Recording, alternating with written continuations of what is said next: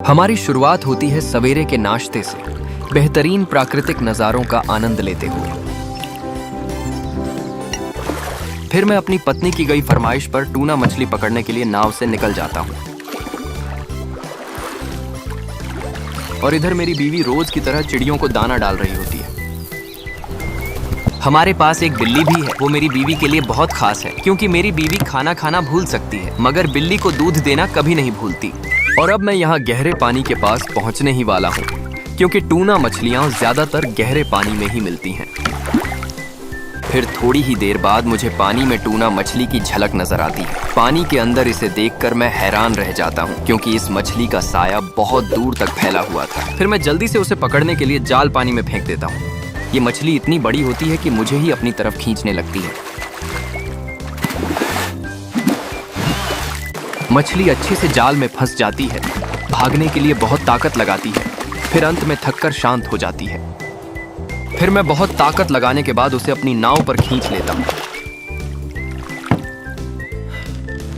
मछली को अच्छे से रस्सी से बांधकर नाव में कस देता हूँ, क्योंकि अगर ये उठकर भाग गई तो मेरी बीवी मुझे ही सुला देगी हंसते हुए।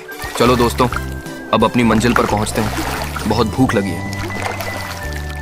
यहाँ घर पर मेरी बीवी मटके में पानी भरकर मछली बनाने की तैयारी शुरू करने जा रही होती है। सबसे पहले हमें सब्जियों को अच्छे से धोना होता है। सब्जियों में शिमला मिर्च, टमाटर और हरी मिर्च शामिल है। मैं मछली लेकर घर पहुंच जाता हूं। इसे ऊपर चढ़ाने में हमारी हालत खराब हो जाती है। फिर मैं इस मछली को चाकू से अच्छे से साफ करने लगता हूं, क्योंकि मछली का स्वाद तभी आता है जब वो ठीक से साफ की गई हो।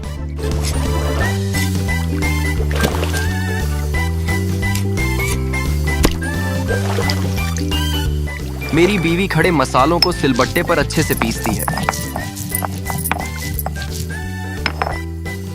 और यहां मैं मछली के बराबर बराबर पीस अच्छे से काटता हूं। पीस काट लेने के बाद हमें पिसे हुए मसालों को मछली के टुकड़ों पर अच्छे से मिलाना होता है, और हमें कम से कम 4 प्याज अच्छे से काटने होते हैं। प्याज के बाद मेरी बीवी 2 टमाटर काटती है। उन्हें भी बराबर बराबर काटते हैं। आप लोग अपनी पसंद के अनुसार जैसे चाहें काट सकते हैं। फिर तेल को चूल्हे पर गरम करो, क्योंकि सिलेंडर तो मिलने से रहा। तब तक तेल को अच्छे से गरम करो, जब तक वो लाल सा ना हो जाए। फिर तेल में कुछ खड़े मसाले डालो, अपनी मम्मी से पूछकर। मसालों को थोड़ी देर भूनने दो, फिर उसमें प्याज और टमाटर डाल दो। फिर प्याज और टमाटर को चम्मच से चलाते हुए तब तक भूनो जब तक वो गलकर पेस्ट जैसा न बन जाए। उसके बाद मछली के कटे हुए टुकड़े डाल दो। इन्हें भी अच्छे से भूनने दो। मसालों को मछली में अच्छे से मिलने दो, जब तक वो अच्छी तरह भुन न जाए। चम्मच से लगातार चलाते रहो। जब ग्रेवी तेल छोड़ने लगे, तब समझ जाना कि मछली पक गई है। उसे चूल्हे से उतार लेना। अब मछली के रोस्टेड पीस बनेंगे। तेल को गरम करके उसमें टुकड़े डालते जाओ।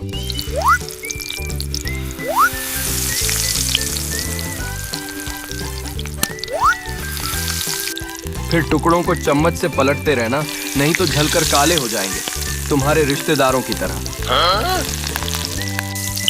टुकड़े अच्छे से फ्राई हो चुके हैं। अब इन्हें निकाल लेते हैं। अब चावल बनाने की बारी है। मेरी बीवी तो चावल में ही बैठकर चावल धोने लगती है। आप लोग ऐसा मत करना। अब चावल को कढ़ाई में डाल दो और उसमें थोड़ा पानी भर दो। फिर चावल को तब तक पकने दो जब तक पानी खत्म न हो जाए। बीच बीच में चावल को चम्मच से चलाते रहना, नहीं तो चावल तले में लग जाएंगे। देख सकते हो, अब चावल पककर तैयार हैं। इनमें से पानी पूरी तरह खत्म हो गया है। अब मैं और मेरी बीवी चावल उठाकर अंदर ले जाने लगते हैं।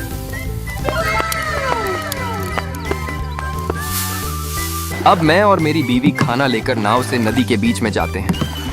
फिर नदी के बीच में हम दोनों मछली खाते हैं। यहाँ इसका स्वाद 4 गुना बढ़ जाता है। दोस्तों, हमारी इतनी मेहनत के लिए लाइक करके चैनल को सब्सक्राइब कर देना। धन्यवाद।